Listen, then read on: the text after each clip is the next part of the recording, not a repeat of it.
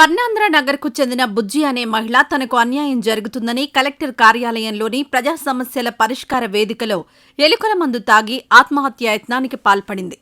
1998లో ప్రభుత్వం వారికిచ్చిన ప్లాట్లను మౌలాలి అనే rowdy sheeter తమ స్థలాలను ఆక్రమించుకుని ఇబ్బందులు పెడుతున్నారని ఎన్నోసార్లు ప్రజా సమస్యల పరిష్కార వేదికలో మరియు నల్లపాడు పోలీస్ స్టేషన్లో ఫిర్యాదు చేసినా తమకు న్యాయం జరగడం లేదని వాపోయారు.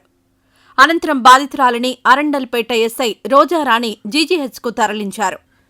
బాధితురాలు జొన్నలగడ్డ జ్యోతి మాట్లాడుతూ 1998లో వసంతరాయపురం ట్యాంకుల నిర్మాణానికి భూసేకరణ కింద తమ స్థలాలను ప్రభుత్వం తీసుకుందని, దానిలో భాగంగా స్వర్ణాంధ్ర నగరంలో తమకు స్థలాలను ప్రభుత్వం కేటాయించిందని తెలిపారు.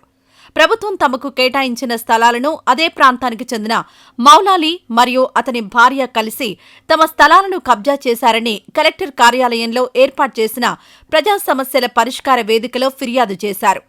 ఎన్నోసార్లు తమ గోడును ప్రభుత్వ అధికారుల ముందుకు తీసుకువచ్చినా కనీసం తమకు న్యాయం జరగలేదని బాధితులు ఆవేదన చెందారు. ఈ సమస్య విషయమై ప్రభుత్వ అధికారుల చుట్టూ కాళ్లరిగేలా తిరిగినా న్యాయం జరగనందుకే ఈరోజు బుజ్జి అనే మహిళ ఆత్మహత్యాయత్నానికి పాల్పడిందని అన్నారు.